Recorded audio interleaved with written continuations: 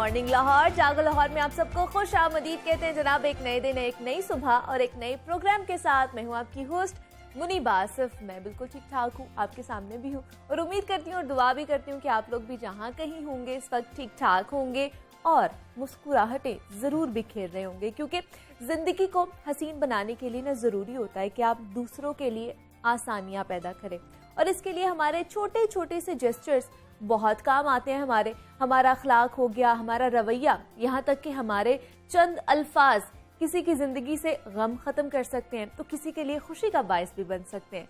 तो अल्फाज बहुत ही अपने अंदर ना ताकत रखते हैं। ये किसी को आपकी तरफ माइल भी कर सकते हैं और ये किसी को आपकी बात से माइल कर सकते हैं और ये ही अल्फाज जो है किसी को घायल भी कर सकते हैं। तो इसलिए हमें सबको ही ये कोशिश करनी चाहिए कि अल्फाज का चुनाव करते हुए एहतियात बरतें, खुशियाँ बांटा करें और खुशियाँ समेटा भी करें, ताकि आपकी ज़िंदगी भी खुशगवार गुजरे और सामने वाले की ज़िंदगी भी खुशगवार गुजरे। तो इसी पैगाम के साथ हम आगे बढ़ते हैं और कुछ बात कर लेते हैं नन्ही मुन्नी दुनिया के हवाले से। तो बच्चों को ना घर की रौनक समझा जाता है और घर भी वही अच्छे लगते हैं जहाँ बच्चों के मुस्कुराने की आवाज़ें आ रही होती हैं। लेकिन अब हम देख रहे हैं कि आजकल के बच्चे बहुत ही ज़्यादा अग्रेसिव होते जा रहे हैं। छोटी छोटी बात पर रोना और चीखना शुरू कर देते हैं और उनको चुप करवाने के लिए माएँ हो जाए या हम लोग खुद ही उन्हें मोबाइल्स या फिर टैबलेट्स पर कार्टून या राइम्स वगैरह लगा देते हैं कि वो चुप कर जाए। और बच्चे तो ब्लैकमेलिंग पर भी उतर आते हैं कि अगर उनको मोबाइल फ़ोन नहीं देंगे तो वो रोना शुरू कर देंगे, जिसकी वजह से आजकल बच्चों का जो स्क्रीन टाइम है वो बहुत ज़्यादा बढ़ता जा रहा है। और कोरोना की वजह से हम देखते हैं कि उसकी वजह से भी ऑनलाइन क्लासेस थी और ऑलरेडी स्क्रीन टाइम बहुत ज़्यादा बच्चों का बढ़ चुका था। तो हम इसलिए और इस हवाले से भी बहुत दफ़ा बात कर चुके अपने प्रोग्राम में, लेकिन एक नई तहकीक में ये बात सामने आई है कि अगर छोटे बच्चे डेली 2 घंटे स्क्रीन का टाइम या स्क्रीन यूज़ करते हैं तो उनमें ऑटिज़म की बीमारी के चांसेस कई गुना बढ़ सकते हैं। और ऑटिज़म एक पेचीदा बीमारी भी है जो आमतौर पर बचपन में ज़ाहिर होती है और ये एक इंसान की माशरती ज़िंदगी, ताल्लुकात और इजहार ख्याल की अहलियत को मुतासर करके उस पर मुख्तलिफ तरीक़ों से असरअंदाज होती है। तो ऑटिज़म से मुतासरा शख्स में ऐसे रवैये पाए जाते हैं जो माशरती लिहाज से काबिल कबूल नहीं होते हैं। तो स्क्रीन टाइम बच्चों के लिए कितना ख़तरनाक है और ऑटिज़म की बीमारी कितनी ख़तरनाक साबित हो सकती है, इस पर आज हम बात करेंगे।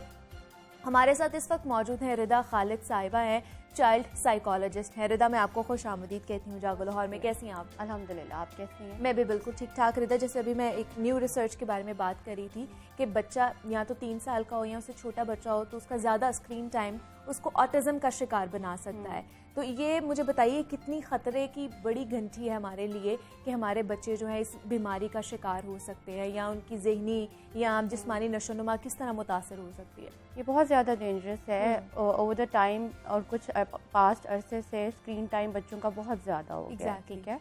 और जितना स्टैटिक मीडियम का एक्सपोजर ज़्यादा होता है, by static medium I means TV, mobile और टैब तीनों, जितना एक्सपोजर ज़्यादा होता है उतना ही बच्चा ए सोशल बिहेवियर एक्ट करता है। उसकी जो अर्ली रेडीनेस स्किल्स होती हैं जिसमें हम 4-5 चीज़ें देखते हैं छोटे बच्चों में, जैसे आई कॉन्टेक्ट है, इमिटेशन है, रिस्पॉन्स टू नेम है, पॉइंटिंग है जो ऑन डिमांड करते हैं, लेट्स से जी फ़ैन को पॉइंट करो, वेयर इज़ फ़ैन। तो ये चीज़ें पीछे जाना शुरू हो जाती है, यानी उसके डेवलपमेंटल माइलस्टोन एज अप्रोप्रिएट नहीं होता। अच्छा, ठीक है। और फिर लेटर ऑन जब स्पीच डेवलपमेंट की बात आती है, जब स्पीच डेवलप होना शुरू होती है तो वो क्योंकि उनका एक्सपोजर कार्टून्स और स्टैटिक मीडियम से होता है तो वो जिब्रिश लैंग्वेज अडॉप्ट कर लेते हैं, वही कार्टूनिश लैंग्वेज अडॉप्ट कर लेते हैं। फिर उनकी कॉग्निटिव स्किल्स, उनकी सोशल स्किल्स एज अप्रोप्रिएट नहीं होती। अच्छा, जिसकी वजह से वो लैक करते हैं and then you know they need therapy and help for that. मतलब ये बहुत ज़्यादा ख़तरनाक है, डेंजरस हो सकता है हमारे बच्चों के लिए। तो फिर मुझे बताइए रिदा कि आइडियल सिचुएशन क्या हो सकती है कि मतलब अगर बच्चा अपनी ग्रोइंग एज में है, अगर उसको हमने टैबलेट या कोई फ़ोन देना भी है तो कितनी देर के लिए देना चाहिए, मतलब उसका स्क्रीन टाइम कितना होना चाहिए, देन उसको जो अपने खिलौनों के साथ, वो कंस्ट्रक्टिव खिलौनों के साथ खेलता है उसको वो कितनी देर खेलना चाहिए, देन उसको जो रियलिटी जो आसपास उसकी चीज़ें हो रही होती हैं वो कितनी देर होनी चाहिए, किस तरह बैलेंस करना चाहिए लाइफ में? देखिए, अर्ली 5 इयर्स तो पर्सनैलिटी डेवलपमेंट और ग्रूमिंग के लिए बहुत इंपॉर्टेंट होते हैं। उनमें जो स्टैटिक मीडियम है वो डेली बेसिस पे 30 मिनट से ज़्यादा नहीं होना चाहिए। ठीक है। और रही बात जो आपके हैं क्रिएटिव टॉयज़ और वो उन चीज़ों की होती है जिसमें एजुकेशनल टॉयज़ आते हैं, उनका एक्सपोजर उसको डेली बेसिस पे 45 मिनट्स टू 1 आवर के लिए मिलना चाहिए। ठीक है। ठीक है। और फिर अक्सर बच्चे ऑब्जर्वेशनल लर्निंग से सीखते हैं ना, एनवायरनमेंट से सीखते हैं, क्यूज़ होते हैं, हम बच्चे अडॉप्ट करते हैं कि पेरेंट्स किन पर्टिकुलर सिचुएशंस में किस तरह से रिएक्ट कर रहे हैं, इस पर्टिकुलर सिचुएशन में हमने कैसे रिएक्ट करने, दे अडॉप्ट दैट, और फिर वो उसी चीज़ को इमिटेट करते हैं, उसको ऑब्जर्वेशनल लर्निंग बोलते हैं। तो वो डे टू डे लिविंग में होती रहती है। अगर बच्चा सोशल है, वो इन्वायरमेंट के क्यूज़ को पिक कर रहा है, उसका स्क्रीन मीडियम कम है, तो डेफिनेटली वो थ्रू ऑब्जर्वेशन और वो अपने एडल्ट्स को इमिटेट करके वो चीज़ें लर्न करता रहता है। फिर जब फिज़िकल एक्सर्शन की बात आती है तो आई ऑलवेज सजेस्ट कि आप डेली बेसिस पे you start with 10 to 15 minutes, अगर बिल्कुल फिजिकल एक्सर्शन नहीं है, ठीक है, और फिर gradually up to 1 hour in a day daily basis पे होनी चाहिए।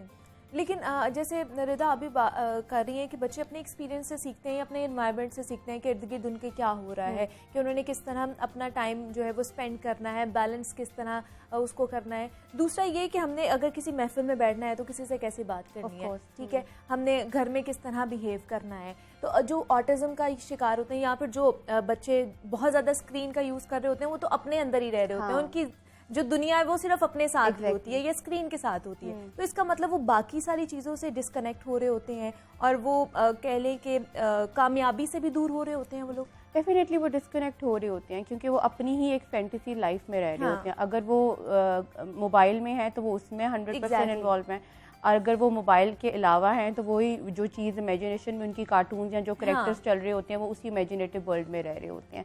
तो डेफिनेटली उनकी सोशलाइजेशन अफेक्ट हो रही होती है, उनको सोशल इंटरेक्शन करना नहीं आता, उनकी comprehension, understanding of things, of simple instructions वो लैक कर रही होती है, ठीक है।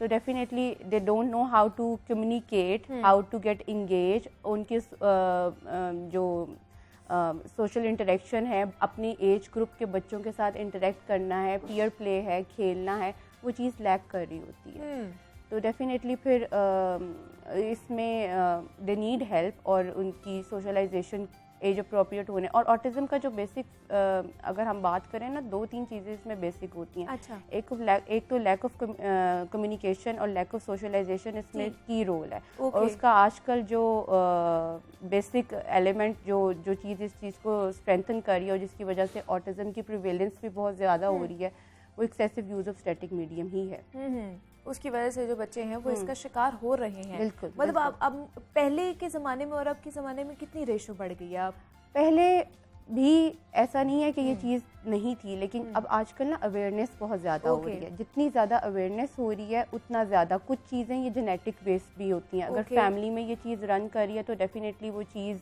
आपके अगले आने वाले ऑफस्प्रिंग्स में वो चीज़ हो सकती है। लेकिन और दूसरा इम्पॉर्टेंट फैक्टर ये भी है कि उसमें अगर एक बच्चे नेचुरली तौर पे थोड़ा सा ए सोशल बिहेवियर है, उसका स्पीच डिले है, वो एक ट्रिगरिंग फैक्टर है, ठीक है। उसका जैसे it can be detected as early as 1 year of the age, ठीक है। मतलब क्या सिम्टम्स होंगे उसके जो हमें पता चल जाए? आई कांटेक्ट एज अप्रोप्रिएट नहीं होगा, ठीक है। अक्सर बच्चे जैसे कहते हैं कि पेरेंट्स कहते हैं पहले तो बिल्कुल ठीक था, 1 year तक इसकी डेवलपमेंट बिल्कुल ठीक थी, ये रिस्पांस देता था चीज़ों को, ये बात करता था, कम्युनिकेट करता था, अपनी डिमांड्स बताता था, लेकिन एकदम से डिटेरियोरेशन आना शुरू हो गई है। तो एकदम से वो डिटेरियोरेट करना शुरू हो जाता है। मतलब इस तरह भी हो सकता है कि पहले वो ठीक हो और बाद में इस तरह ही नॉर्मली होता है। 1 year के बाद जैसे बच्चे अक्सर, जैसे हम कहते हैं ना, रेटल्स को रिस्पांस देना छोड़ देते हैं, आप क्लैप करोगे उसको रिस्पांस देना छोड़ देते हैं, आप सिंपल इंस्ट्रक्शन दे रहे हैं, come here, sit down, open the door, close the door, वो उसको रिस्पांस देना छोड़ देते हैं। लेकिन हैविंग सेड दैट, क्योंकि बहुत ज़्यादा एक्सपोजर होता है मोबाइल और टीवी का, अपनी फेवरेट राइम पे रिस्पांस दे देंगे, ठीक है। उनका फेवरेट कोई टीवी पे ऐड लगेगा तो उस पे फौरन से भागे जाएंगे। अक्सर पेरेंट्स ये रिपोर्ट करते हैं क्योंकि उनका एक सर्काडियन रिदम होता है ना, एक अलार्म सेट होता है कि ओके इन अपनी डिजायरेबल्स पे देयर रिस्पांस, लेकिन ऑन डिमांड नहीं। तो ये चीज़ लैक कर रही होती है। लेकिन कौन से एज ग्रुप के जो बच्चे हैं वो ज़्यादा इसका शिकार हो सकते हैं?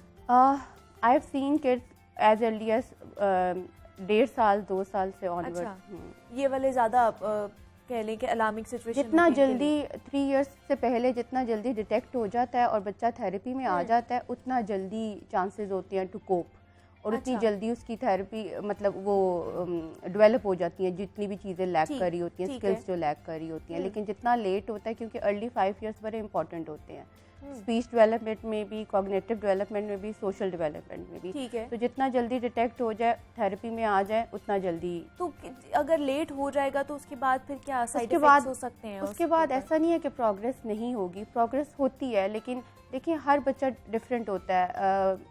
ऑटिज्म में भी माइल्ड, मॉडरेट, सेवियर कैटेगरीज हैं। ठीक है, तो अगर 2 माइल्ड बच्चे हैं तो उसके सिम्टम्स डिफरेंट होंगे, उसके symptoms different vary to person, from person to person.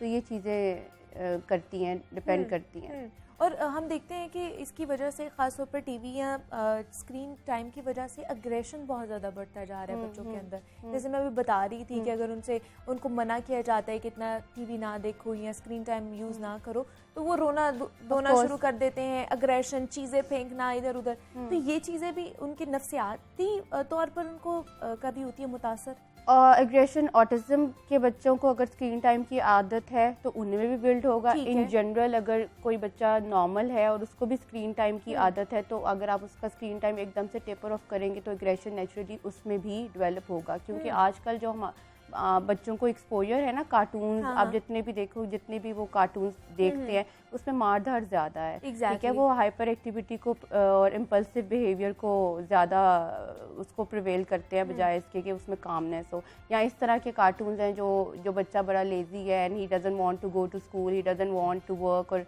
इस तरह की चीज़ें वो प्रमोट कर रहे हैं। तो वो बच्चे वही चीज़ इमिटेट करते हैं इन देयर रियल लाइफ, जो चीज़ वो ऑब्जर्व करते हैं। और उसके बाद हम देखते हैं कि गुस्सा, अग्रेशन भी बहुत ज़्यादा है, लेकिन ओबेसिटी भी बहुत ज़्यादा बढ़ती जा रही है बच्चों के अंदर। मतलब छोटे बच्चे हैं लेकिन वो ओबीज है। ऑफ कोर्स, क्योंकि वो खाएंगे, उनकी कोई फिजिकल एक्सर्शन ही नहीं है। जब फिजिकल एक्सर्शन नहीं होगी तो डेफिनेटली ओबीज भी होंगे और उनकी मेंटल हेल्थ और फिजिकल हेल्थ भी अफेक्ट होगी।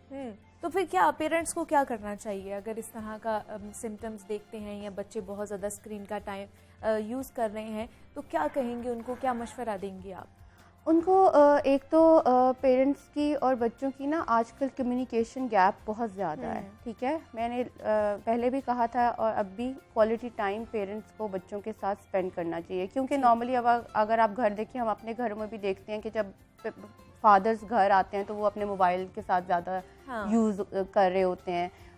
दे don't pay attention much to their kids and family, no.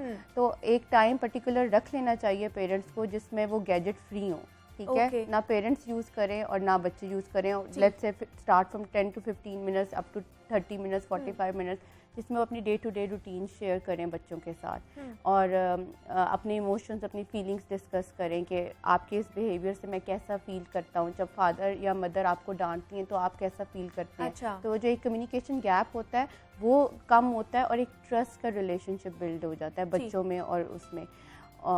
ये चीज़ ज़रूरी होती है। लेकिन जो ऑटिज्म का शिकार ऑलरेडी जो बच्चे हैं, उनको टैकल करना कितना मुश्किल है, और पेरेंट्स को फिर किस तरह के जो है वो चीज़ें करनी चाहिए? अगर एक ऑटिस्टिक बच्चा, लेट्स सपोज 3 to 4 आवर्स उसका स्क्रीन टाइम है इन अ डे, तो हम एकदम से उसका स्क्रीन टाइम निल नहीं करते। ठीक है, क्योंकि एकदम से अगर आप उसका स्क्रीन टाइम टेपर ऑफ करेंगे तो वो डेफिनेटली ज़्यादा एग्रेसिव होगा, उसके टेंट्रम्स ज़्यादा होंगे, और क्योंकि उस 3 to 4 आवर्स में उसका कोई हेल्दी एक्टिविटी नहीं होगी उसके पास करने के लिए।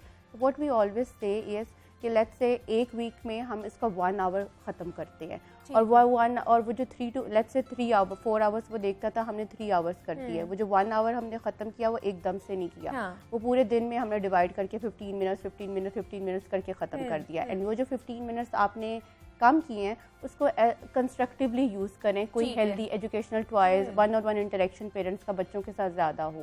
ठीक है, जब 1-on-1 इंटरेक्शन इंक्रीज होता है और थेरेपी घर पे भी बच्चे स्टार्ट करते हैं तो वो आहिस्ता आहिस्ता चीज़ें कवर होना शुरू हो जाती हैं। पेरेंट्स को भी इस हवाले से बहुत ज़्यादा अवेयरनेस की ज़रूरत है, और हम इस हवाले से ये प्रोग्राम भी करते रहते हैं और अपने एक्सपर्ट्स को भी बुलाते रहते हैं ताकि आपको पता चल जाए कि इस तरह की जो चीज़ें हैं, डिसऑर्डर्स हैं, उनको हमने किस तरह कोप अप करना है। रिदा खालिद, चाइल्ड साइकोलॉजिस्ट, हमारे साथ मौजूद थी। रिदा, थैंक यू सो मच, आप यहाँ पर आई हैं। और जिस तरह हम बात कर रहे थे कि वालिदैन में और बच्चों में जो कम्युनिकेशन गैप है उसको कम करना चाहिए, उनके साथ बैठिए, उनसे उनके रूटीन के बारे में जानिए। जानिए, आप उनसे कुछ बातें करिए, शेयरिंग करिए, ताकि ये जो कम्युनिकेशन गैप है ना ये कम होता जाए। और इसी नोट पे हम भी एक छोटी सी ब्रेक लेते हैं, आपने कहीं नहीं जाना, मिलते हैं इस ब्रेक के बाद।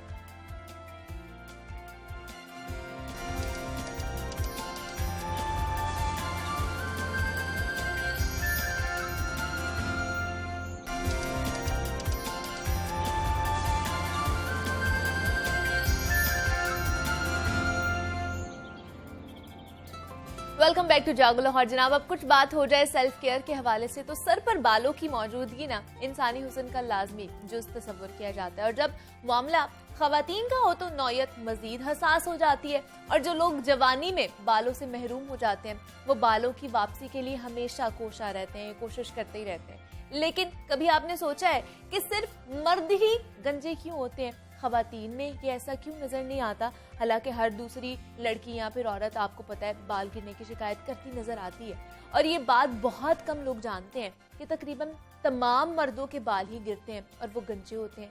लेकिन बाज मर्दों में ये जो अमल होता है इस कदर कम होता है कि उनके गंजे होने का एहसास नहीं हो पाता है। और दूसरी तरफ हम देखते हैं कि कुछ मर्दों में ये अमल बहुत ज़्यादा पाया जाता है और उनके सर का बेशतर हिस्सा बालों से खाली हो जाता है, वो गंजपन का शिकार हो जाते हैं। तो आखिर मर्द ही अपने बालों से क्यों महरूम हो जाते हैं और बालों के गिरने की वजूहात क्या हो सकती हैं? इन हवालों से आज हमने बात करनी, खासतौर पर जो मर्द हजरात गंजे होते हैं उनसे बात करनी है।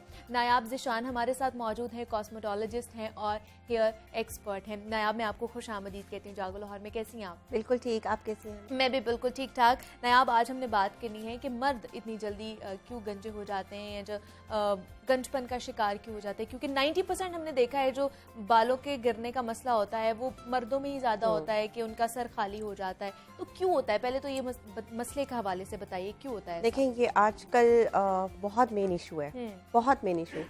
मेरे क्लिनिक में बहुत टीनेजर्स लड़के, लाइक 16-17 ईयर्स के बच्चे जो आते हैं बैडनेस के साथ। अब इसकी कॉजेस इतनी ज़्यादा हैं आजकल, हमारे जो देखा जाए तो सबसे पहले तो आप ये देखें कि फीमेल्स और मेल्स दोनों में गंजापन होता है, ऐसी बात नहीं है। हाँ। मर्द का प्रोमिनेंट होता है, औरत का प्रोमिनेंट नहीं होता, क्योंकि औरतों के बाल लंबे होते हैं, वो कवर कर लेती हैं, हिजाब कर लेती हैं, दुपट्टा ले लेती हैं, पता नहीं चलता। हाँ। मर्द के बाल शॉर्ट होते हैं, वो जिस तरह बैडनेस होती है वो प्रोमिनेंट होता है। ओके। अच्छा, मर्दों में जो बैडनेस है, ठीक है, इसको पैटर्न बैडनेस भी कहते हैं, ठीक है, वो 3 कॉजेज होती है मेन। ओके। फर्स्ट जो बहुत कॉमन जो इशू है वो है जेनेटिकली। अपनी फैमिली से आप एक गंजापन ले रहे हैं, ठीक है, अगर आपके दादा, आपके फादर या आपके चचा, अंकल, कोई भी अगर उनमें आ रहा है गंजापन, ठीक है, तो आपको 90% आप रेडी रहें। ओके, ठीक है, बिल्कुल। अच्छा, उसमें ये होता है कि पहले ही जेनेटिकली एक तो है इशू है, वो तो आपको होना है। दूसरा, हमारे आजकल सेकंड कॉज जो आ जाती है, एक तो जेनेटिकली है, सेकंड कॉज आ जाती है हार्मोनल इश्यूज, जो मेल्स में भी फीमेल्स की तरह ही होते हैं। ठीक है, उनके हार्मोन्स डिस्टर्ब होते हैं, दैट्स व्हाई उनके बैडनेस शुरू हो जाती है, उनका हेयर लॉस शुरू हो जाता है। अब हार्मोनल इश्यूज में उनकी डाइट का भी बहुत बड़ा एक रोल होता है। बिल्कुल, क्योंकि लड़के हैं आजकल, हमारी मोस्टली आवाम घर का खाना नहीं खाती, बाहर फास्ट फूड ले रहे हैं। और सबसे बड़ी एक मैं मेन चीज़ यहाँ पे इस वक्त ऑन एयर बताऊंगी, लड़के और बच्चे आजकल के शीशा बहुत ज़्यादा पी रहे हैं। शीशा, वेप, स्मोकिंग इतनी कॉमन हो गई हुई है कि ये बहुत बड़ी वजह है गंजेपन की। मेरे पास लास्ट मंथ में तकरीबन काफ़ी बच्चे ऐसे आए हैं और उनकी मैंने एक ही, सबकी कॉमन वजह ये थी कि स्मोकिंग, वेप, उनकी पॉकेट में वेप है और उनको इतनी एडिक्शन है कि वो उसके बगैर ना ड्राइव कर पा रहे हैं, ना बाइक कर पा रहे हैं, ना पढ़ पा रहे हैं। ठीक है, अब वो आप 24 आवर्स या आप जब भी जाग रहे हो, आप एक वेप यूज़ कर रहे हो, आप स्मोकिंग कर रहे हो, आपके अंदर क्या रह गया है? आप हेल्दी डाइट ले ही नहीं रहे, ऊपर से आप स्मोकिंग कर रहे हैं। तो सबसे ज्यादा इफेक्ट मर्दों में बालों पे ही आता है। ठीक है, ठीक है। फिर उसके बाद उनको स्किन का इतना इशू तो होता नहीं है, पिंपल्स निकल रहे हैं, स्किन डार्क हो रही है, वो मसला नहीं है, वो सेट हो जाते हैं। अच्छा, एक जेनेटिकली हो गया, दूसरा हमारा कॉज हो गया ये आपके हार्मोन्स डिस्टर्ब होते हैं, आपकी स्मोकिंग, आपकी डाइट की वजह से। ठीक है। तीसरा मेन इशू जो है डिप्रेशन है। ठीक है। डिप्रेशन, एंजाइटी, फ्रस्ट्रेशन जो आज लड़कों में इतना ज्यादा, मर्दों में, कि उनसे बर्दाश्त ही नहीं होती कोई बात। छोटी सी बात होती है, सड़क पे बाइक गिर गई, लग गई, वहां पे इतनी लड़ाई, इतना शॉर्ट टेम्पर हो जाते हैं कि कत्लों पे आ जाते हैं। तो वो सबसे ज्यादा गुस्से की वजह आपके सर पे है, लिंक कर रहा है, आपके बाल उसी तरह गिरेंगे। ठीक है, मतलब ये 3 मेन कॉजेज हैं जिसकी वजह से जो है ये गंजपन का शिकार हो जाते हैं। तो मतलब क्या हम लाइफस्टाइल मॉडिफिकेशन जिसमें ये तीनों ही चीजें आ जाती है, उसके थ्रू हम लोग ये बाल गिरने को बचा सकते हैं? मतलब ऑर्गेनिकली अगर पूछा जाए तो एक्सरसाइज कर ली, डाइट को अपनी अच्छी कर लिया तो? देखिए, सबसे पहले हमें रूल आउट करना है कि प्रॉब्लम है क्यों, ठीक है, बाल गिर क्यों रहे हैं।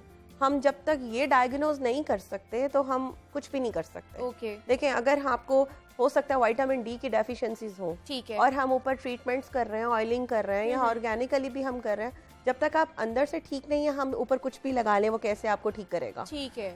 बालों को रिकवर करना या रीग्रोथ करना कोई इतनी बड़ी बात नहीं है। अगर आप उसको कंसिस्टेंट होके आप अपनी मेडिकेशन कर रहे हैं, अपने कॉस्मेटोलॉजिस्ट के साथ आप अपने प्रॉपर सेशंस ले रहे हैं, तो इसको ये क्योरेबल है, कोई बड़ी बात नहीं है। लेकिन नयाब, हमने आजकल ये भी तो देखा है ना, जैसे लड़कियां स्ट्रेटनिंग करवाती हैं, परमानेंट स्ट्रेटनिंग करवा ली, रिबॉन्डिंग करा ली, लड़के भी इस साइड पर जा रहे हैं, लड़के ज्यादा जा रहे हैं, और कलरिंग भी करवा रहे हैं। तो इस वजह से भी, और आजकल आपको पता है पोल्यूशन भी बहुत ज्यादा है, वो हमारी स्किन, हमारे बालों को डैमेज कर रही है, तो उनको भी कर रही होगी, ये भी एक वजह हो सकती है। देखिए, लड़कों में आजकल फैशन के बहुत ज्यादा ट्रेंड चल रहा है। लड़के घर से निकलने पहले ब्लो ड्राई तो उनका मस्ट है, बिल्कुल, फिर जेल्स, ठीक है, फिर वो जो आपकी मूव वो जो लगाते हैं, ये सारी चीजें केमिकली आपके बालों के लिए हार्मलेस है। ठीक है, एक बालों में नेचुरली एक प्रोटीन है, केराटिन होता है। ठीक है, ठीक है, आप इतनी हीट बालों को जब इतने पास से जड़ों को दे रहे हैं, वो केराटिन खत्म हो रहा है। ओके, ठीक है, जब आपके बालों में से प्रोटीन खत्म हो रही है, तो बालों में पीछे क्या रह जाएगा? इसलिए हीट, ये जेल्स और ये सब कुछ, इवन तो कि हम लोग भी, हम बस स्ट्रेट करवाते हैं, दो मुंह हो जाते हैं, बाल थिन हो जाता है, नीचे से हमारे बाल डेड हो जाते हैं। वजह यही है, हीट की वजह से। और हम केमिकल्स तो खैर बॉयज को स्पाइक्स बनाने के लिए उन्हें यूज करने होते हैं, हम लोग उस तरह से यूज नहीं करते, बट दोनों ही उस तरफ जा रहे हैं कि बैडनेस शुरू होती है। फीमेल्स की ये हेयर लाइन स्टार्ट वाली जो आपकी वो ब्रॉड होने लग जाती है, जिसको हम मांग कहते हैं, वो ब्रॉड हो जाती है। मेल्स में क्या होता है कि ये जो क्राउन एरिया है, ये खाली होने लग जाता है। तो वो डिफरेंट एरिया है, हर बंदे का डिफरेंट एक पैटर्न होता है जहाँ से बैडनेस स्टार्ट होती है। ठीक है, तो फिर नायाब हमें ये बताइए कि जब हमें पता चल गया, खासतौर पर लड़कों की आज हम बात कर रहे हैं, तो अगर उनको पता चल गया कि हमारे बाल गिरना शुरू हो गए हैं, तो ठीक है, उसके बाद फिर वो मेडिकल ट्रीटमेंट किस तरह के करवाना शुरू कर दें कि ये स्टेज आ गई है कि अब उन्होंने कॉस्मेटोलॉजिस्ट के पास या किसी डॉक्टर से रुजू करना है उन्होंने? देखिए, सबसे पहले तो पेशेंट आता है, सबसे पहले हम उससे ये पूछते हैं कि उसकी लाइफ की रूटीन क्या है, उसकी डेली रूटीन क्या है, मॉर्निंग में कब उठता है, क्या खा रहा है, कोई डिप्रेशन तो नहीं है, कोई उसको हार्मोनल इश्यूज, बहुत चीज़ें ऐसे होती हैं, क्योंकि मर्दों की आदत नहीं होती दिल की बात करने की, वो अपने अंदर ही चीज़ें रख रहे होते हैं। तो अगर वो डिप्रेशन का शिकार है, मोस्टली मर्द घर की कोई भी मसला हो सकता है, परेशानियों की वजह से भी सोच के भी बाल गिरा रहे हैं। हाँ, अगर जेनेटिकली नहीं है, फर्स्ट तो अगर जेनेटिकली है तो हम उसको ट्रीटमेंट स्टार्ट कर देंगे। अच्छा, ठीक है। और अगर उसको डिप्रेशन, एंजाइटी है या उसके हार्मोनल इम्बैलेंस है, तो उसको फिर मेडिकेशन भी साथ देनी पड़ेगी। ये सारी चीज़ों को हम रूल आउट करना पड़ेगा। फिर उसके बाद ट्रीटमेंट्स पे आ जाते हैं। तो आज सबसे कॉमनली और सबसे इफेक्टिवली जो ट्रीटमेंट्स चल रहे हैं वो पीआरपी है। हाँ जी। ठीक है, पीआरपी उसको कहते हैं प्लेटलेट रिच प्लाज्मा। प्लेटलेट्स जो है हमारे ब्लड के अंदर ग्रोथ फैक्टर्स हैं, जो अल्लाह की तरफ से अल्लाह ने उसकी कितनी नेमतों को हम क्या कह सकते हैं। प्लेटलेट्स के अंदर ग्रोथ फैक्टर्स बॉडी के लिए इतने इफेक्टिव हैं कि आप वो कहीं भी लगाएंगे आपको उसके अच्छे रिजल्ट से मिलेंगे। ओके, ठीक है। कहीं भी आप स्किन पे लगा रहे हैं, आप अपने स्कैल्प पे लगा रहे हैं, मतलब लोग नीज पे भी लगवाते हैं, पीआरपीज नीज की भी होती हैं जिनको जॉइंट्स का इशू है। ठीक है, तो हम पीआरपी कर सकते हैं उनकी। ठीक है, उससे पहले हम उनके टेस्ट करवाएंगे कुछ। ओके, उनके विटामिन डी की डेफिशिएंसी तो नहीं है, उनके एलएफटीज क्लियर है, सब कुछ। उसके बाद पीआरपी हम स्टार्ट करेंगे। और पीआरपी के 3 सेशंस तो मस्ट है, मंथ में 1 सेशन लेना है। अब प्रॉब्लम ये, लोग समझते हैं 1 सेशन ले लिया है, we are done, we don't need anything. ऐसा नहीं है। ठीक है, 3 सेशंस तो मस्ट लें, मंथ में 1 सेशन लें, साथ अपनी मेडिकेशन लें, साथ अपने डाइट अच्छी रखें और जो भी आपका डॉक्टर आपको मल्टीविटामिन या कुछ भी बालों की ग्रोथ के लिए दे रहा है आप उसको प्रॉपरली यूज करें तो 100 क्या 200% रिजल्ट्स हैं इसके। अब पूछना चाहूंगी, हम देखते हैं कि मार्केट में ना बहुत सारे हेयर ट्रीटमेंट्स आ चुके हैं, हम लोग भी करवा रहे हैं, मर्द हजरात भी करवा रहे हैं, हेयर मास्क लगाए जाते हैं, देन हेयर सनस्क्रीन्स भी आ चुके हैं, परफ्यूम्स भी आ चुके हैं, सीरम्स भी बहुत से लोग यूज करते हैं, तो क्या इन सब का एक्सेसिव यूज भी हमें गंजपन का शिकार कर सकता है? देखिए डिपेंड करता है प्रोडक्ट कौन सी यूज कर रहे हैं। अच्छा, और वो किस लिए यूज कर रहे हैं। ठीक है। मार्केटिंग आजकल लोग इस किस्म की मार्केटिंग कर रहे हैं कि हम लोग घर बैठे ऑनलाइन इतने इम्प्रेस हो जाते हैं कि हम ऑर्डर कर देते हैं ये सीरम हमारे बालों के लिए बेनिफिशियल है। ऐसा नहीं होता। ठीक है, आप अपने बालों को देखें, अपनी कॉस्ट देखें और उसके बाद कोई चीज यूज करें, बजाय रैंडमली कुछ भी उठाया और सर पे लगा लिया। ठीक है। इसी तरह मैं स्किन के लिए भी बोलती हूँ कि मतलब स्किन पे भी कोई भी चीज प्रोडक्ट उठा के, जरूरी नहीं है कि हर चीज आपके लिए ही बनी हुई है।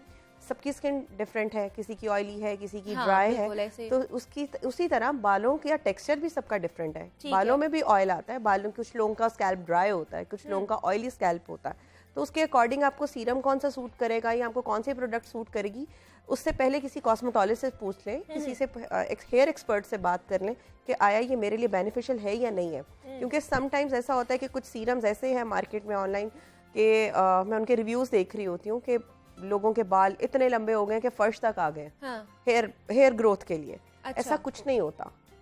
जब तक आप इंटरनली फिट नहीं है, ठीक है, आप इंटरनली वीक है, वो सीरम्स कोई इफेक्ट नहीं कर सकते। ठीक है, वही बात है कि आप पहले रूल आउट करें कि आपको प्रॉब्लम क्या है, बाल गिर क्यों रहा है, बैल्डनेस स्टार्ट क्यों है। आप सीरम लगाई जाएंगे, अगर आपको अंदर से प्रॉब्लम है, आपको आयरन डेफिशिएंसी है, आपको जेनेटिकली प्रॉब्लम है, तो वो सीरम्स क्या करेंगे, वो प्रोडक्ट्स क्या करेंगी, जब तक आप कोई मेडिकली प्रॉपर ट्रीटमेंट नहीं लेते। हम बात कर रहे थे वही पीआरपी की।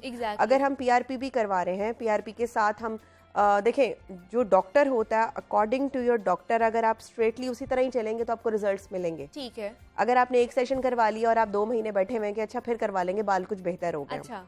अच्छा पीआरपी का जो होता है, पीआरपी का फर्स्ट सेशन ले तो उसका रिजल्ट 3 मंथ्स के अंदर आता है।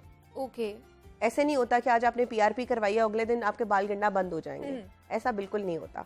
मतलब 3 महीने वेट करना पड़ता है। 3 महीने में फर्स्ट सेशन के बाद आपको फील होता है कि आपके बालों में वॉल्यूम आ गया है। ठीक है। आपका हेयर लॉस थोड़ा कम होने लग जाता है। लाइक अगर 100% हेयर लॉस है तो 50% पे आ जाएगा। ठीक है। बट होगा, आपको खुद ही फील होगा कि आपके बाल गिरना कम हो गए।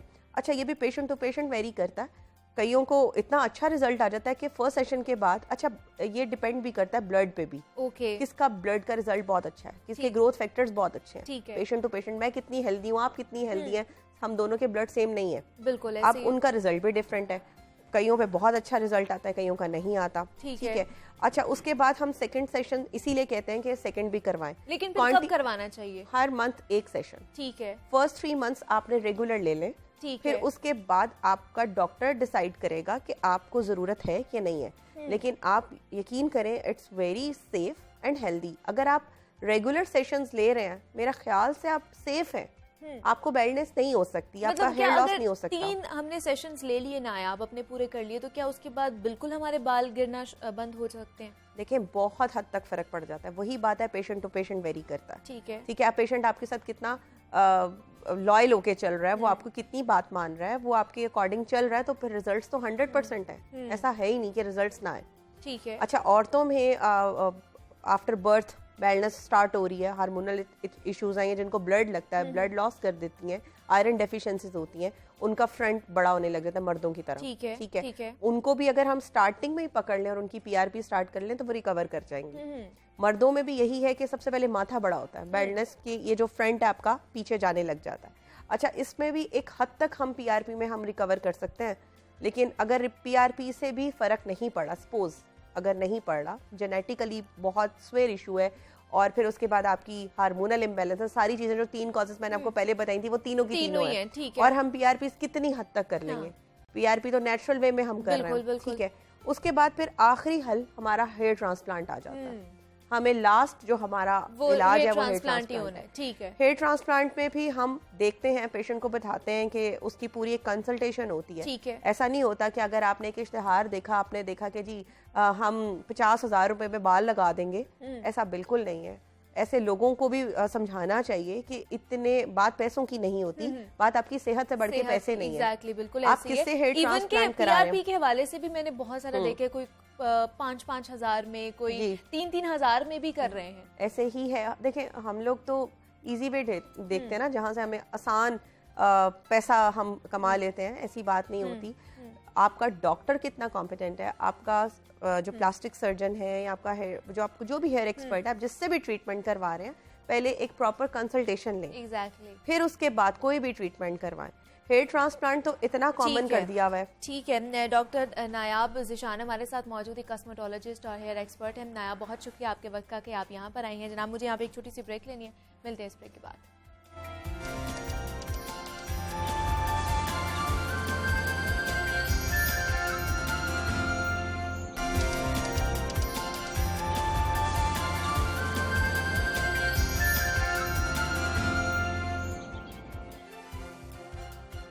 वेलकम बैक टू जागो लाहौर। जनाब, अब कुछ बात हो जाए मोहली कोरोना वायरस के हवाले से, जिसकी 5वीं लहर थमने का नाम ही नहीं ले रही है और केसेस में मुसलसल इजाफा देखने को मिल रहा है। पहले ये तासुर मिल रहा था कि ओमिक्रॉन वायरस तेजी से फैलता है, लेकिन उसकी जो शरह अमवात है वो बहुत ज्यादा कम है। लेकिन अब ये तासुर भी दम तोड़ता जा रहा है, और क्योंकि ओमिक्रॉन से होने वाली जो हलाकतों में इजाफा देखने को मिल रहा है और दिन ब दिन ऐसा हो रहा है। और ऐसे हालात में जब कोरोना केसेस में इजाफा हो रहा है, PSL मैचेस का इनाकाद भी किया जा रहा है। क्या इन मैचेस से कोरोना वायरस के फैलाव का तो खदशा नहीं बढ़ जाएगा? दूसरी जानिब हमने देखा कि वज़ीर तालीम मुराद रास उनकी जानिब से 15 फरवरी के बाद 50% हाजिरी की शर्त को ख़त्म करके तमाम क्लासेस की हाजिरी मामूल के मुताबिक करने का भी ऐलान सामने आया। तो ये फैसला कितना दुरुस्त होगा?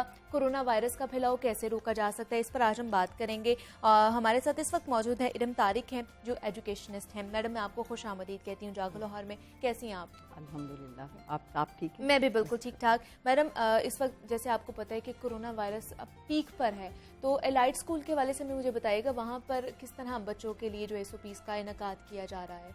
मुनीबा, SOPs तो 100% फॉलो कराने की हम कोशिश करते हैं और बहुत हद तक कामयाब भी हैं। जो भी हमें इक़दामात उठाने पड़ते हैं, कहने पड़ते हैं, वो हम इम्प्लीमेंट करवाते हैं। ठीक है।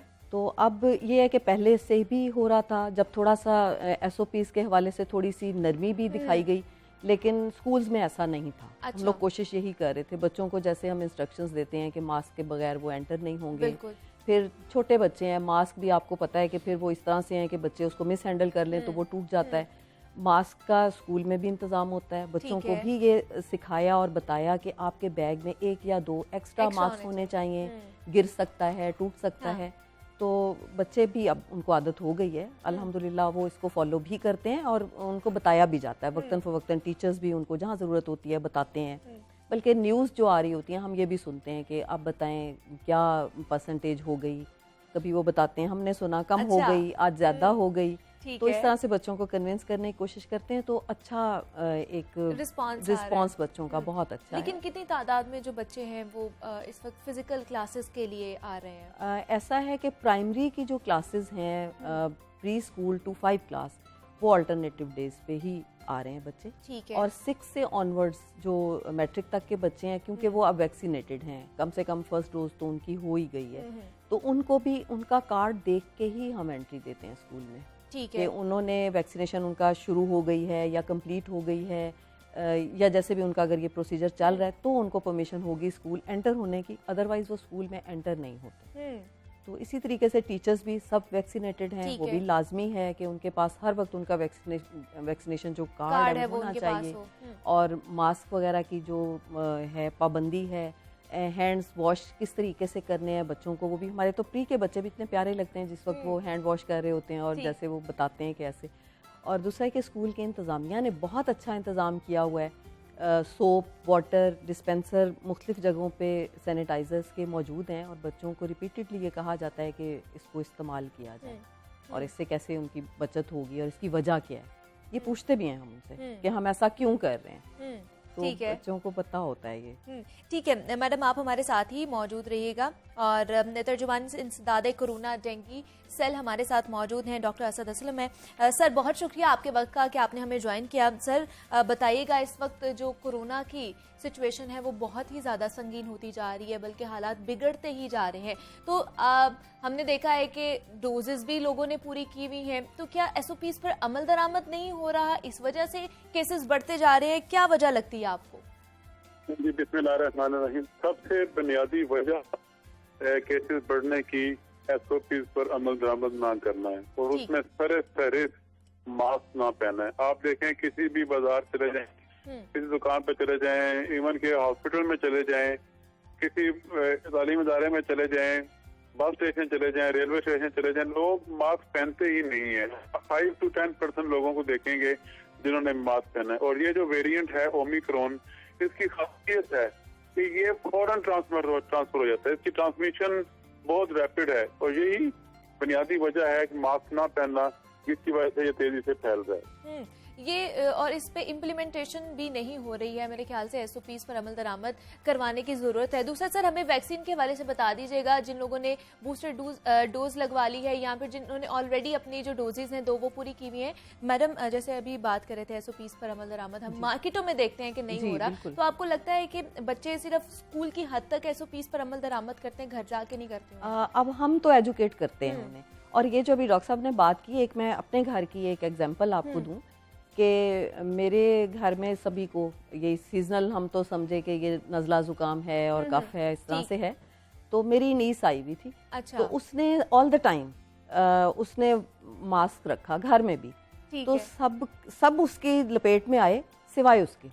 तो डॉक्टर साहब की ये बात 100% दुरुस्त है कि आप मास्क का इस्तेमाल करेंगे तो आप बचेंगे, 90% से ज़्यादा चांसेस होंगे कि आप बच जाएंगे। इसलिए मास्क बहुत ज़रूरी है। ये तो अभी की, मैं रिसेंट आपको कोई 10 days बिफोर की बात है कि उस बच्ची ने यही किया कि मास्क पहने रखा सारा वक्त, और अटेंड भी करती रही सबको वो, लेकिन उसे वो चीज़ नहीं हुई जो नज़ला ज़ुकाम का। तो यही था कि उसके भी स्कूल में ही तो सिखाया था ये उसको, तो उसने वो घर में इम्प्लीमेंट किया।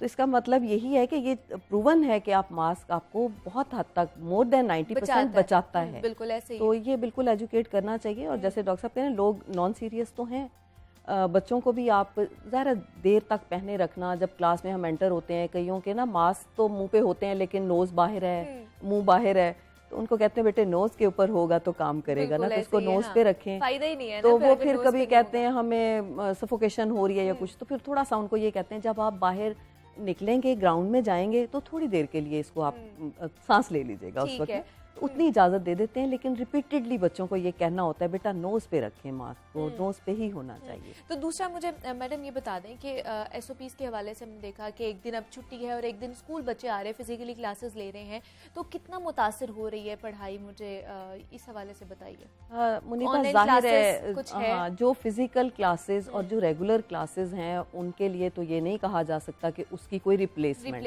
है। लेकिन अब मजबूरी ये है, हर स्कूल ने, हर सिस्टम ने अपना एक तरीका बनाया है कि हम इसको कैसे केटर करेंगे, क्योंकि आपको पता है अब सेशन भी ऑफ हो रहे हैं, फाइनल्स की तरफ जा रहे हैं, बल्कि डेट शीट्स वगैरह मिल गई हैं बच्चों की, अब फाइनल अब एक हफ्ते में 10 days में शुरू हो जाएंगे।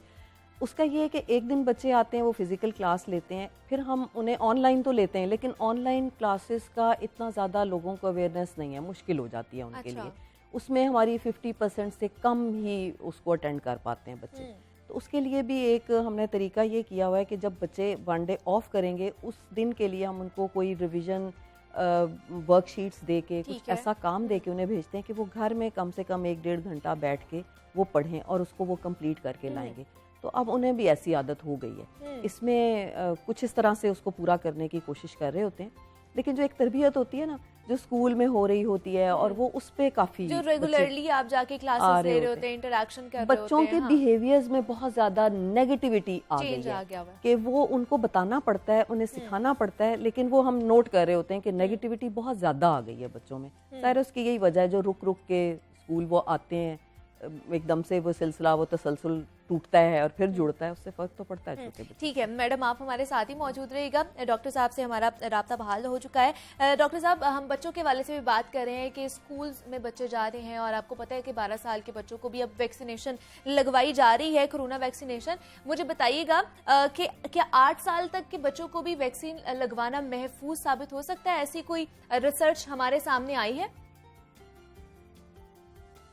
पहले तो कह रहे थे कि 18 साल से कम वालों को नहीं लगनी, बाद में जो वैक्सीन जो बनाते हैं जो अदारे, वो ही अपने रिसर्च मुख्तलिफ एजेस पर करते हैं, उसके बाद रिकमेंडेशन जब हमें पास ऑन करते हैं तो फिर NCOC हमें रिकमेंड करती है। अभी तक जो रिकमेंडेशन आई है वो 12 साल तक के बच्चों की आई है, उससे कम उम्र के बच्चों की अभी तक हमारे पास रिकमेंडेशन नहीं आई।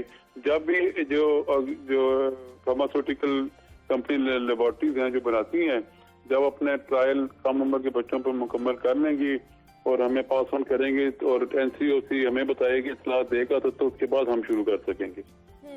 लेकिन सर मुझे बताइएगा, हम देख रहे हैं कि 15 फरवरी से दोबारा से 100% हाजिरी के साथ जो है स्कूल खुलने की बात हो रही है, PSL मैचेस भी शुरू होने वाले हैं लाहौर शहर में, तो क्या आपको लगता नहीं है कि खदशा बढ़ जाएगा कि ये कोरोना फैलाव ज्यादा हो जाएगा?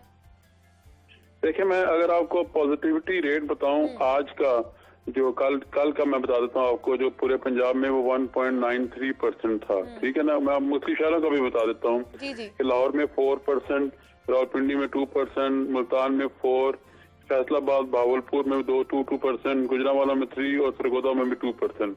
तो ये पॉलिसी है कि अगर 5% से ज्यादा हो तो हम फिर उन जगहों पर करते हैं कि स्कूल में हाजिरी को 50% कम कर दें। लेकिन अभी तक जो हमारे पास स्टैटिस्टिक्स हैं उसमें पॉजिटिविटी 5 से कम आ रही है। ठीक है जी। प्रोफेसर डॉक्टर असद असलम तर्जुमान हैं इंसदाद डेंगू और कोरोना कमेटी के। सर आपका बहुत शुक्रिया कि आपने वक्त निकाला और इस पर खसूसी बात की हमारे साथ। मैडम आपने भी डॉक्टर साहब की बात सुनी है और जिस तरह मैं बता भी रही थी कि 15 फरवरी के बाद जो है हमारे सूबाई वजीर हैं, वजीर तालीम, उन्होंने कहा है कि दोबारा से 100% हाजिरी मुकम्मल कर ली जाएगी। तो आप इससे मुतफिक हैं इस ऐलान से? आप मुरीबा मुतफिक तो जाहिर है कि हम भी उन्हीं फैक्ट्स एंड फिगर्स पे ही चलते हैं जैसे गवर्नमेंट दे रही होती, लेकिन थोड़ी सी इत्मीनान मुझे इसलिए है कि 14 फरवरी से हमारे एनुअल एग्जाम शुरू हो जाएंगे। ठीक है। तो हमारी जो स्ट्रेंथ है वो यानी ऑटोमेटिकली 50% ही हो जाएगी। यानी एक दिन अगर जूनियर्स एग्जाम के लिए आ रहे हैं तो फिर सीनियर्स आ रहे हैं, एक क्लास छोड़ के एक क्लास, तो वो हमारा 1 मंथ तो ये कंप्लीट हो जाएगा। ठीक है। उस वक्त तक इंशाल्लाह आई होप के सूरत हाल शायद बेहतर हो जाएगी। अभी और जो न्यू सेशन स्टार्ट हो रहा है वो मिड ऑफ मार्च से शुरू हो रहा है, तो 1 मंथ हमारे पास अभी है कि हमारी जो स्ट्रेंथ होगी वो 50% ही होगी। ठीक है। तो ये भी एक इत्मीनान है। तो बाकी हम सब मिलके दुआ तो ये करते हैं कि सूरत हाल बेहतर हो जाए, क्योंकि इस कोरोना वायरस से बाकी चीज़ों के साथ जहाँ नुकसान हुआ है, क्योंकि मेरा ताल्लुक तालीम के शोबे से है, तालीम का बहुत नुकसान हुआ है। यहाँ तक कि बच्चे तालीम पढ़ना जो है ना, वो एजुकेशन तो अपनी जगह पे, बच्चों की तरबियत भी नहीं रही। वो मैं टीचर्स से अभी आध दिन पहले भी बात कर रही थी कि स्कूल के जो मीनिंग है ना, उर्दू में आप देखें जो इसकी मीनिंग तरबियत गाह होती है।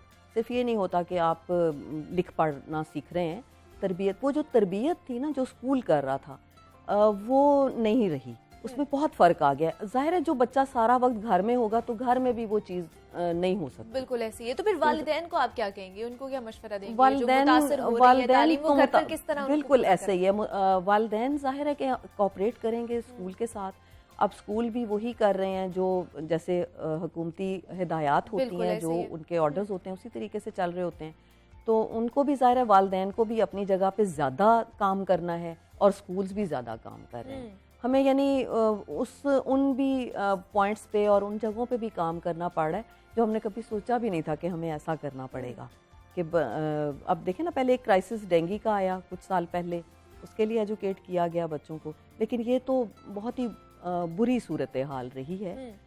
लेकिन इंशाल्लाह कुछ बेहतरी जिस तरीके से हमें मिल रही हैं, जैसे डॉक्टर साहब ये भी कह रहे थे, और जिस तरीके से हिदायत दी जा रही हैं, हम उसको इम्प्लीमेंट कराने की पूरी कोशिश करते हैं और काफ़ी हद तक, बल्कि मैं तो ये कहूँगी 100, मेरे स्कूल में 100% उसको फॉलो किया जाता है। तो मुझे बताइए मैडम, कोई स्कूल में कोई केसेस तो सामने नहीं आए हैं नहीं, बच्चों में? अल्हम्दुलिल्लाह मेरा जो कैंपस है उसमें कभी कोई केस यूँ सामने नहीं आया।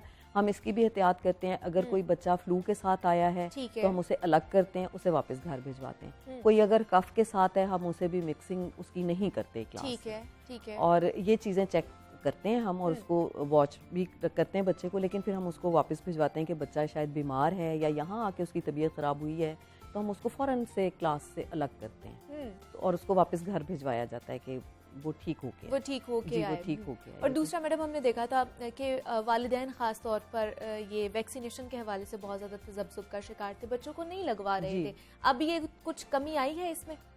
अब बहुत कमी आ गई है इसमें, क्योंकि स्कूल ने भी थोड़ी सी सख्ती ये दिखाई कि अभी पिछले वीक में भी बच्चों की एंट्री स्कूल में बंद कर दी थी अगर अच्छा। उनके पास वैक्सीनेशन की कोई इंटीमेशन नहीं थी। ठीक है। बच्चे, क्योंकि अभी डॉक्टर साहब ने कहा कि 12 इयर्स से हो गई इसकी परमिशन के बच्चे वैक्सीन लगवाएं। फर्स्ट डोज के साथ भी अगर वो आ रहे थे और वो अपना रिकॉर्ड का एक वो हमें प्रूफ दे रहे थे, तो उन्हीं को ही स्कूल गेट से एंटर होने की परमिशन है अब तक, और वो अच्छा। चेक करके ही बच्चों को एंट्री दी जाती है। विदाउट ये वैक्सीनेशन इंटीमेशन के बच्चे स्कूल में एंटर ही नहीं हो सकते।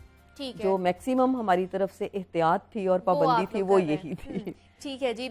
इरम तारिक एजुकेशनिस्ट हमारे साथ मौजूद थी। मैडम बहुत शुक्रिया आपके वक्त का कि आप यहाँ पर आई हैं। और जिस तरह हम बात कर रहे थे कि कोरोना वायरस बढ़ता जा रहा है, लेकिन एहतियात का दामन आप थामे रखेंगे तभी हम इसका मुकाबला कर सकते हैं। और स्कूल में क्या सूरत हाल थी उस हवाले से भी हमने बात की है। अब मुझे आपने इजाज़त देनी है। अपना बहुत सारा ख्याल रखिएगा। अल्लाह हाफ़िज़।